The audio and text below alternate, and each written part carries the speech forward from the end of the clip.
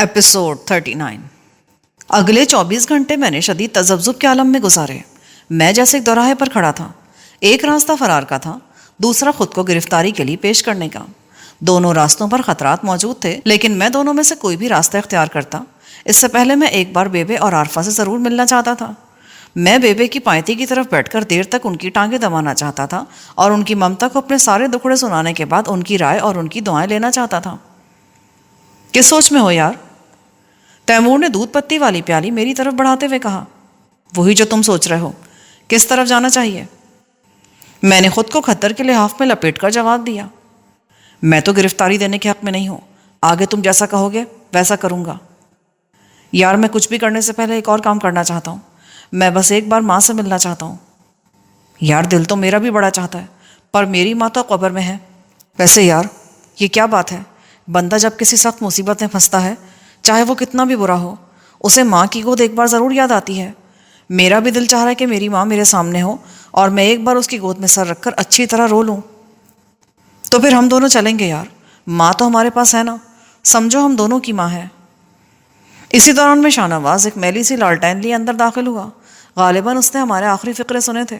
وہ پریشان لہجے میں بولا، میں ایک بار پھر کہتا ہوں، جو قدم اٹھانا بہت سوچ سمجھ کر اٹھانا، سمجھو ہر جگہ شکاریوں نے جال بچھائے ہوئے تمہارے لیے۔ میں تو یہی مشورہ دوں گا کہ ابھی ملنے ملانے والے خیال کو ذہن میں نہ لاؤ، زندگی رہی تو یہ سب کچھ بعد میں بھی ہو جائے گا۔ شاہ نواز کی ہمدردی اور اس کا خلوص اپنی جگہ، مگر میرے اندر کی تڑپ اپنی جگہ تھی۔ نہ جانے کیوں ہر گھڑی مجھے ایسا لگ رہا تھا کہ ایک نادیدہ ڈور مجھے کھینچ رہی ہے۔ اس ڈور کا تعلق میری ماں اور اس کی ممتا سے تھا۔ سردیوں کی اس طویل یخ بستہ رات میں نے اپنے سارے اندیشوں کو ایک طرف رکھ دیا اور کچے راستوں پر ایک طویل سفر طے کر کے اپنی ماں سے ملنے ڈیک نالے کے کنارے واقع اس کیکرا والی گاؤں میں پہنچ گیا۔ میں اور تیمور 2 گھوڑوں پر یہاں پہنچے تھے۔ ویسے تو شاہ نواز ٹریکٹر کا انتظام بھی کر کے دے رہا تھا، مگر میری سمجھ کے مطابق گھوڑوں کا سفر زیادہ محفوظ تھا۔ ہم نے کھیتوں اور درختوں کے درمیان سے گزرنے والے بالکل اندرونی راستے استعمال کیے تھے اور خیر خیریت سے کیکرا والی پہنچ گئے تھے۔ صرف ایک جگہ راستے میں ہمیں چند پہرے داروں نے للکارا اور بعد ازاں ہوائی فائر بھی کیا، تاہم ہم گھنی جھاڑیوں میں گھس کر آگے نکلنے میں کامیاب رہے۔ ان لوگوں نے سخت سردی میں پیچھے آنے کی ضرورت نہیں سمجھی یا پھر ہمت نہیں کی۔ کیکرا والی گاؤں کافی بڑا تھا اور شاداب بھی، درخت کثرت سے تھے، شاید اسی وجہ سے اس کا نام کیکرا والی پڑ گیا تھا۔ میں نے چودھری عزیز سے اس گھر کا اتا پتہ پوچھ لیا تھا جہاں میری ماں اور عارفہ رہائش پذیر تھی۔ یہ ایک حویلی نما گھر تھا۔ دستک دینے پر ایک ادھیڑ عمر ملازم نے دروازہ کھولا۔ اس کے کندھے پر دیسی ساخت کی رائفل تھی اور سردیوں کے سبب منہ سے بھاپ خارج ہو رہی تھی۔ ہمارے چہرے مفلروں میں چھپے تھے۔ ملازم ہمیں دیکھ کر قدرے پریشان ہو گیا۔ میں نے اسے بتایا کہ میں اختر صاحب سے ملنا چاہتا ہوں۔ شوکت اختر بلقیس کی خالہ زاد ختیجہ کا شوہر تھا۔ کچھ ہی دیر میں ایک زمیندار ٹائپ گنجا آدمی دروازے پر نمودار ہوا اور ہم سے بات چیت کرنے لگا۔ 10 منٹ بعد ہم دونوں ایک گرم کمرے میں داخل ہو رہے تھے۔ یہاں بڑے سائز کی لالٹین روشن تھی۔ مٹی کی صاف ستھری دیواروں پر رنگ دار پھول بوٹے بنے تھے۔ گھر کے سارے مکین سوئے پڑے تھے۔ انہیں جگانے میں کچھ دیر لگی۔ 5-10 منٹ بعد میں نے عارفہ کو دیکھا۔ وہ لپکتی ہوئی میری طرف آ رہی تھی۔ وہ میرے گلے سے لگی اور ہچکیوں سے رونے لگی۔ میری آنکھیں بھی نم ہو گئیں۔ وہ سسکتے ہوئے بولی، بھابھی چلی گئی بھائی جان، ظالموں نے اسے ہم سے چھین لیا۔ یہ کوئی اس کے مرنے کی عمر تھی۔ میری آنکھیں بھی نم ہو گئیں۔ کچھ دیر بعد عارفہ کے دل کا غبار کچھ ہلکا ہوا تو میں نے اس سے پوچھا، بیبے جی کہاں ہیں؟ وہ جاگ گئی ہیں، لیکن میں نے انہیں ابھی نہیں بتایا کچھ بھی، خوشی سے ان کے دل کو کچھ نہ ہو جائے۔ پھر وہ مجھے لے کر دوسرے کمرے میں آ گئی۔ یہاں بیبے بستر پر حیران پریشان سی بیٹھی تھی۔ مجھے دیکھ کر ان کے چہرے پر زلزلے کی کیفیت نمودار ہوئی۔ میں بستر پر بیٹھ کر ان سے لپٹ گیا۔ یہ بڑی جذباتی ملاقات تھی۔ وہ روتے ہوئے بار بار میرا منہ چومنے لگتی۔ ہائے میرے پتر، کیا حال ہو گیا تیرا، سوکھ کر کانٹا ہو گیا میرا سونا۔ اللہ کرے دن چڑھنے سے پہلے مر جائیں تیرے سارے ویری دشمن، تجھ پر جھوٹے الزام لگانے والے، تجھے دربدر کرنے والے۔ اللہ کرے کسی کی آئی ان کو آئے۔ ماں نے مجھے باہوں میں چھپا لیا جیسے وہ اپنے ارد گرد پولیس کو دیکھ رہی ہو، آصف جا کو دیکھ رہی ہو اور مکھلوں کو دیکھ رہی ہو۔ وہ میرے لیے بڑی یادگار رات تھی۔ میں اور تیمور دیر تک ماں کے پاس بیٹھے باتیں کرتے رہے۔ پھر تیمور ساتھ والے کمرے میں سونے چلا گیا۔ میں ماں کے پاس بیٹھ گیا اور لحاف میں ہاتھ ڈال کر ان کے پاؤں دبانے لگا۔ وہ مجھ سے باتیں کرتی رہیں۔ تیری ٹانگ پر چوٹ لگی ہے نا؟ میں گڑبڑا کر رہ گیا، بس گول مول جواب دیا۔ انہوں نے مجھے گلے سے لگا کر جذباتی انداز میں کہا، دیکھ خاورے، یہ میرا خون ہے، اس خون کو مجھ سے پوچھے بغیر گرائے گا نا تو میں تجھ سے ایک ایک قطرے کا حساب لوں گی۔ نہیں بیبے، بس چھوٹا سا زخم لگا ہے۔ چھوٹا سا زخم لگنے سے رنگ اس طرح پیلا نہیں پڑ جاتا، جا ذرا آئینے میں اپنی شکل دیکھ۔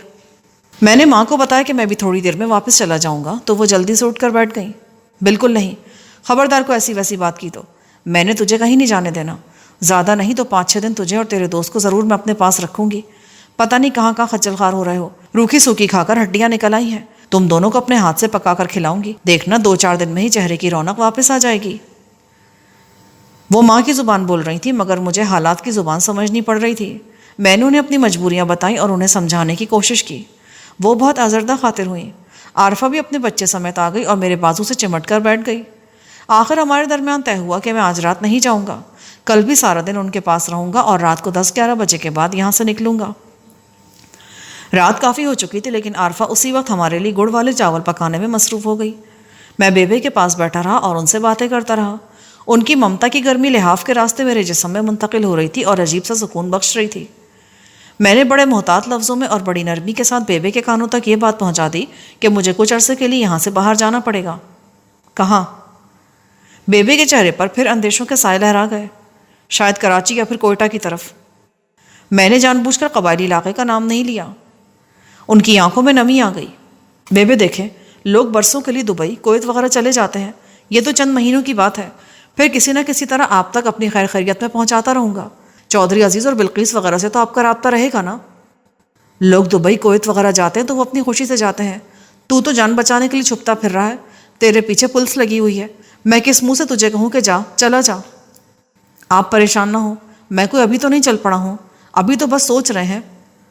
انہوں نے جذباتی انداز سے مجھے اپنے ساتھ لگا لیا۔ نہ جا پتر، ایسے جانے والے بڑی مشکل سے واپس آتے ہیں۔ انہوں نے مجھے اپنے ہی گاؤں کی 1-2 مثالیں دیں۔ میں جانتا تھا کہ وہ جو کہہ رہی ہیں وہ درست ہے۔ سر پر دوہرے خون کا الزام لے کر در بدر بھٹکتے پھرنا اور چھپنا کوئی آسان کام نہیں تھا۔ سردیوں کی طویل رات بہت جلد گزر گئی۔ صبح بیبے نے اپنے ہاتھ سے ناشتہ تیار کیا۔ دیسی گھی کا پراٹھا، انڈوں کا آملیٹ جس میں پیاز اور ٹماٹر تھے، گھی سے تربتر حلوہ جس میں چینی کے بجائے گڑ ڈالا گیا تھا اور ثابت بادام جھلک دکھا رہے تھے، ساتھ میں دہی کی گاڑی لسی تھی۔ ماں کے ہاتھ کی نعمتیں کسی اور وقت میسر ہوتی تو ان کا مزہ ہی کچھ اور ہوتا۔ یہ بڑے دگرگوں حالات تھے، پھر بھی ہم دونوں نے دل جمعی سے ناشتہ کیا۔ ختیجہ اور اس کا زمیندار شوہر بھی ہماری تواضع میں کوئی کسر اٹھا نہیں رکھ رہے تھے۔ یہ زندہ دل اور جی دار لوگ تھے۔ ختیجہ کے خد و خال میں کہیں کہیں بلقیس کی جھلک ملتی تھی اور میں نہ چاہنے کے باوجود اسے یاد کرنے پر مجبور ہو رہا تھا۔ 10-11 بجے کے قریب گھر کے دروازے پر دستک ہوئی۔ ختیجہ کا شوہر تو کھیتوں میں جا چکا تھا۔ ختیجہ نے دروازہ کھولا۔ اندر آنے والا چودھری عزیز کا خاص ملازم انورہ تھا، ساتھ میں اس کی بیوی بھی تھی۔ انورے کی آمد غیر متوقع تھی۔ وہ مجھے دیکھ کر حیران ہو گیا، پھر گرم جوشی سے ملا۔ جب سے چودھری عزیز کا رویہ بدلا تھا، انورہ بھی میرے ساتھ عزت کرنے لگا تھا۔ انورے کے پاس سامان کی گٹھری تھی، اس گٹھری میں نئے کپڑے، جوتے اور استعمال کی کچھ دوسری چیزیں تھیں۔ یہ سامان چودھری عزیز نے میری والدہ اور بہن کے لیے بھیجا تھا۔ اس سے پہلے بھی انورہ یہاں کے 1-2 چکر لگا چکا تھا۔ اس صورتحال سے اندازہ ہو رہا تھا کہ بلقیس اور چودھری عزیز بیبے اور عارفہ کا ہر طرح سے خیال رکھ رہے ہیں۔ گٹھری میں کچھ چیزیں بلقیس کی طرف سے بھی تھیں، ان میں اشیاء خوردنوش بھی تھیں، باداموں والا گڑ اور چاولوں کی پنیاں وغیرہ۔ اس کے علاوہ ایک چھوٹا ٹرانزسٹر ریڈیو عارفہ کے لیے اور خوبصورت فراق وغیرہ اس کے بچے کے لیے تھی۔ انورے کی بیوی اس سے 8-10 سال چھوٹی تھی۔ اس کا نام عابدہ پروین تھا، مگر یہ اپنے نام کے بالکل الٹ تھی۔ نہ عابدہ تھی اور نہ ہی نیک پروین تھی۔ کہا جاتا ہے کہ اس کا بھی والی جی اور چودھری نشاط سے تعلق واسطہ رہا تھا۔ بہرحال اب وہ انورے کی بیوی تھی اور 2 بچوں کی ماں ہو کر تھوڑی سی سنجیدہ ہو گئی تھی، اور اگر دیکھا جاتا تو انورہ بھی کچھ زیادہ مختلف نہیں تھا۔ رونق علی نے مجھے بتایا تھا کہ جب جاگیر میں ناچ گانا اور رنگ بازی عروج پر تھی تو انورہ چودھریوں کے لیے نت نئی لڑکیاں ڈھونڈ کر لاتا تھا۔ ان میں سے کئی لڑکیوں کو آگے بھیجنے سے پہلے وہ خود آزماتا تھا، ان کی نوک پلک ٹھیک کرتا تھا اور انہیں پیش ہونے کے آداب سکھاتا تھا۔ انورے کی طرح اس کی بیوی نے بھی میری خیر خیریت پوچھی۔ اس کی آنکھ کے نیچے سیاہ نشان سا نظر آ رہا تھا۔ یہ کیا ہوا ہے پینو؟ میں نے پوچھا۔ وہ انورے کی طرف دیکھنے لگی۔ وہ بولا، بس یہ اسی مار کٹائی کی نشانی ہے جی جو موکھلوں اور لمبڑوں نے راجوال میں کی ہے۔ ایک شرابی موکھل نے اس کے منہ پہ تھپڑ مارا تھا، ایک اور نے اس کی بہن کے کپڑے پھاڑ ڈالے تھے۔ انہوں نے بڑی زیادتی کی ہے جی، پورا گاؤں سوگ میں ڈوبا ہوا ہے۔ پروین نے اپنائیت سے میری طرف دیکھتے ہوئے کہا، چودھری جی آپ کے آنے کے بعد تو ہم لاوارث ہو گئے ہیں، جی کرتا ہے گاؤں ہی چھوڑ جائیں۔ کہ سب کچھ وقتی ہے، بہت جلد سب ٹھیک ہو جائے گا۔ میں نے اسے تسلی دی۔ انورہ مجھے گاؤں کے حالات سے آگاہ کرنے لگا اور ان خطرات کے بارے میں بتانے لگا جو پولیس اور آصف جا کے ہرکاروں کی صورت میں میرے ارد گرد منڈلا رہے تھے۔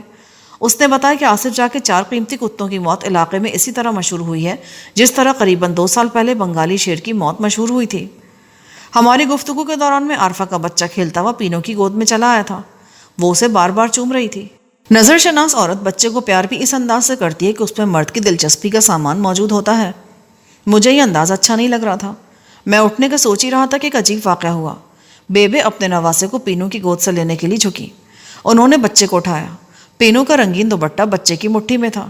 بچہ گود سے نکلا تو دوپٹہ بھی کھینچ گیا اور تب میری نظر پینو کے سر کے کلپ پر پڑی. چاندی کے اس کلپ میں ایک چھوٹا سا ہست پہلو نیلم لگا تھا. میں چونک سا گیا. مجھے شک پڑا کہ یہ نیلم میں نے کہیں دیکھا ہے.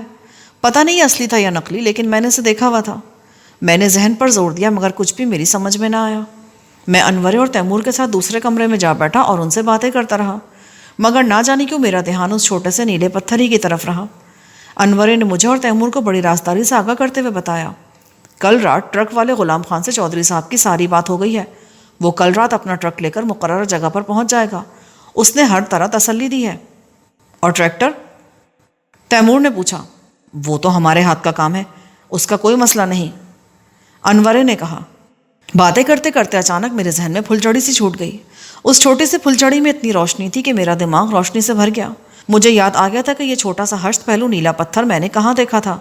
یہ شہوار کے اس ہلکے پھلکے ہار میں تھا جو کبھی کبھی وہ رات کے وقت پہنتی تھی. کیا واقعی یہ وہی نیلم تھا؟ اگر یہ وہی تھا تو پھر یہ انورے کی بیوی کے کلپ میں کیسے آ گیا؟ اور اگر یہ وہی تھا تو پھر؟ ایک دم بہت سے چنگھاڑتے ہوئے سوالوں نے میرے ذہن پر یلغار کر دی.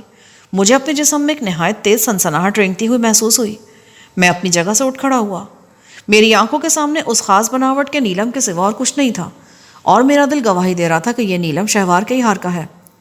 کہاں جا رہے ہو؟ تیمور نے پوچھا. آتا ہوں 2 منٹ میں نے کہا اور کمرے سے باہر نکل کر صحن میں آ گیا.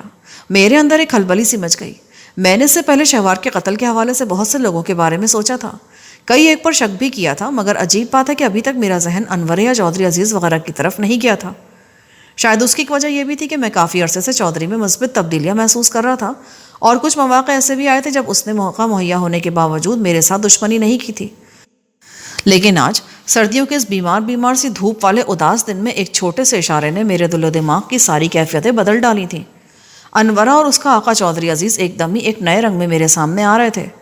میں نے رات کو چلے جانے کا پروگرام بنایا تھا، مگر اب سب کچھ بدل گیا تھا. انورے اور اس کی بیوی نے اگلے روز واپس جانا تھا، اسی لیے میں نے بھی ارادہ بدل دیا. بیبے اور عارفہ کو میرے ساتھ کچھ وقت مزید گزارنے کو مل رہا تھا. وہ خوش ہو گئیں. سارا دن ہماری خاطر مدارات ہوئی. ہمارے کپڑے دھوئے گئے. بیبے نے اپنے ہاتھوں سے میرے سر میں تیل لگایا اور پردیس میں رہنے کے طور طریقے بتائے. میں اب بھی ان کے لیے بچہ ہی تھا. رات گئے تک باتیں کرنے اور دودھ پتی پینے کے بعد سب سو گئے. انورے اور تیمور نے دودھ پتی کی بجائے لال پری سے شغل کیا تھا، اسی لیے وہ پہلے ہی سو گئے تھے. میرے لیے موقع اچھا تھا. میں نے اشارے سے پینو کو چھت پر بلایا. پہلے تو وہ پریشان ہوئی، مگر جب اس نے میرے چہرے پر کسی غلط تاثر کے بجائے گہری سنجیدگی دیکھی تو کچی سیڑھیاں چڑھ کر اوپر کمرے میں چلی آئی. یہاں پرالی کے بہت سے گٹھے اور کاٹ کباڑ پڑا تھا. میں برآمدے میں جلتی ہوئی لالٹین اوپر لے آیا تھا، تاہم اس کی لو بہت نیچی رکھی تھی. کمرے کی نیم تاریکی میں پہنچ کر پینو نے پریشان نظروں سے مجھے دیکھا. جی سالار جی، میرا مطلب ہے چودھری جی، کی گل ہے؟ اس کے سرخی لگے ہونٹ کانپ اٹھے. میں نے اس کا چمکیلا دوپٹہ پیچھے کیا. اس کا نقرئی کلپ لالٹین کی روشنی میں چمکنے لگا. میں نے کلپ پر انگلی رکھتے ہوئے کہا، یہ نیلا نگ سچا ہے یا جھوٹا؟ وہ ایک دم تھرا گئی. میں نے اس کے چہرے کا رنگ بدلتے دیکھا. کون سا نگ جی؟ یہ نیلا والا. یہ کہاں سے لیا تو نے؟ میرا لہجہ سپاٹ تھا. وہ جی سنیارے نے لگا کر دیا تھا کلپ میں. لیکن آپ کیوں؟ میرے دل نے گواہی دی کہ پروین عرف پینو کی گھبراہٹ اور تھر تھراہٹ بے معنی نہیں ہے. ایک دم ہی میری آنکھوں کے سامنے سرخ چادر سی تن گئی. مجھے یہ بھی یاد نہ رہا کہ میرے سامنے مرد ہے یا عورت. میں نے اڑنگا لگا کر پینو کو پرالی کے ڈھیر پر گرا دیا. میرا ایک گھٹنا اس کے پیٹ پر اور دوسرا اس کی گردن پر اس طرح آیا کہ اس کا منہ پورا کھل گیا، مگر آواز نہ نکل سکی. میں نے اپنے گلے کا مفلر اندر تک اس کے گلے میں گھسیڑ دیا اور اوپر اپنی ہتھیلی رکھ دی. اب اگر وہ بھرپور کوشش بھی کرتی تو بھی اپنی آواز نہیں نکال سکتی تھی. میں نے اپنی قمیض کے نیچے سے گراری دار چاقو نکال کر اس کی گردن پر رکھ دیا. مجھے سچ سچ بتا دے پینو، یہ نگ میری بیوی کے ہار کا ہے نا؟ میں پھنکارا. وہ مسلسل مزاحمت کرتی رہی اور گلے سے غوں غا کی آوازیں نکالتی رہی. میں نے اس کی گردن پر چاقو کا دباؤ بڑھا دیا اور زہریلی سرگوشی کی. سر کو ہاں میں ہلا کر جواب دے، یہ نگ شہوار بیگم کے ہار کا ہے نا؟ اس کی آنکھیں خوف سے پھٹی جا رہی تھیں، تاہم وہ ڈھیٹ پنے کا مظاہرہ کر رہی تھی. میرے جسم کا سارا خون جیسے میرے دماغ کو چڑھنے لگا. قریب ایک بوتل پڑی تھی، اس میں لالٹینوں میں ڈالنے والا مٹی کا تیل تھا۔ میں نے بوتل پکڑی اور سارا تیل پینو کے جسم پر انڈیل دیا۔ وہ میرا ارادہ بھانپ کر مچھلی کی طرح تڑپنے لگی۔ میں نے جیب سے لائٹر نکال کر جلا لیا۔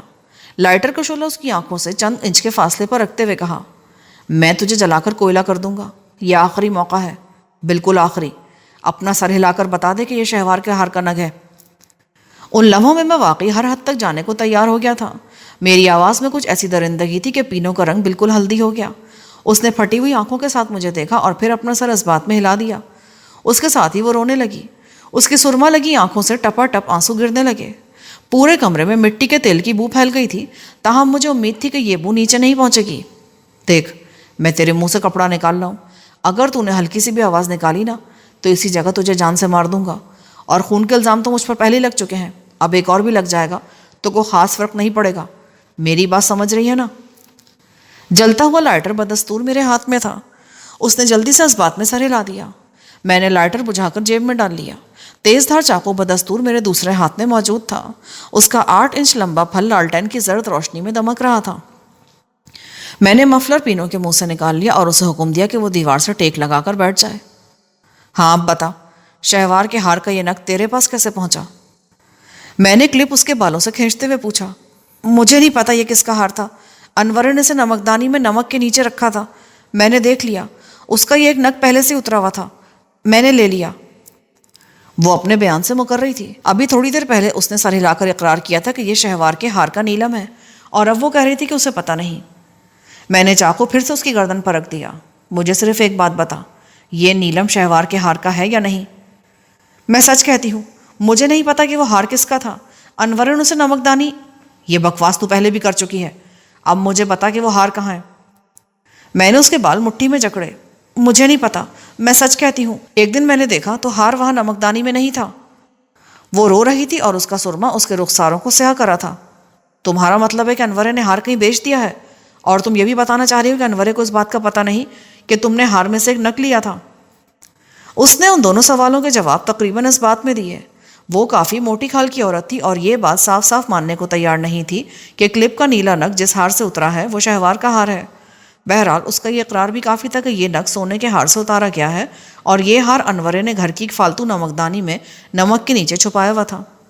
ہماری گفتگو کے دوران آہٹ سی ہوئی۔ اس سے پہلے کہ میں کوئی رد عمل ظاہر کرتا، دروازہ کھلا اور ختیجہ کے شوہر اختر کا سراپا نظر آیا۔ اس نے ٹارچ روشن کی اور ہم دونوں اس روشن دائرے میں آ گئے۔ یقینی سی بات تھی کہ چند ساتوں کے لیے تو اختر بھونچنگ کا رہ گیا ہوگا۔ اس کو بظاہر یہی لگا ہوگا کہ میں یہاں انورے کی شوخ و شنگ بیوی کے ساتھ شاید کسی طرح کی زبردستی کر رہا ہوں۔ تاہم میرے سنجیدہ اور گمبھیر تاثرات دیکھ کر وہ کسی حد تک سنبھل گیا۔ کیا بات ہے خاور بھائی؟ میں تمہیں سب کچھ بتاتا ہوں، پہلے میری تھوڑی سی مدد کرو۔ یہ اچھا ہوا کہ تم یہاں آ گئے۔ اختر دروازہ بند کر کے اندر آ گیا۔ 2-3 منٹ کے اندر ہم نے پینو کے ہاتھ اس دوپٹے سے اور پاؤں میرے مفلر سے کس کر باندھ دیے۔ اس کے منہ میں ایک پرانا کپڑا اس طرح ٹھونس دیا گیا کہ وہ واویلا نہ کر سکے۔ ویسے اس کی امید اب کم ہی تھی کہ وہ ایسا کرے گی۔ میں نے اختر کے ساتھ مل کر اسے پرالی کے گٹھوں پر لٹا دیا اور سردی سے بچانے کے لیے اس پر ایک پھٹا پرانا کمبل ڈال دیا۔ اس کے ساتھ ہی اسے یہ بھی سمجھا دیا کہ اگر وہ کچھ دیر کے لیے یہاں چپ چاپ پڑی رہے گی تو اسے کوئی نقصان نہیں پہنچے گا۔ اس کے بعد ہم نیچے آئے اور تیمور کو جگا کر سب کچھ بتا دیا۔ یہ ساری رودات اس کے لیے بھی سخت تعجب کا باعث تھی۔ وہ بڑبڑایا، کبھی کبھی میرا ذہن انور اور چودھری عزیز کی طرف جاتا تو تھا، مگر پھر خود ہی میں اپنے اس خیال کو غلط قرار دے دیتا تھا۔ اب کیا کرنا ہے؟ اختر نے مجھ سے پوچھا۔ اس حرامی کو الٹا لٹکانا ہے، اور اس وقت تک لٹکانا ہے جب تک اس کے اندر سے سب کچھ باہر نہ آ جائے۔ میرا اشارہ انورے کی طرف تھا۔ ہم نے انورے کے پاؤں حالت نیند میں ہی ایک رسی سے باندھ دیے۔ انورے کا قد 6 فٹ سے کچھ زیادہ ہی تھا۔ وہ شراب پی کر سویا تھا، لہٰذا نیند کی حالت میں بھی اس کے سخت گیر چہرے پر لعنت برس رہی تھی۔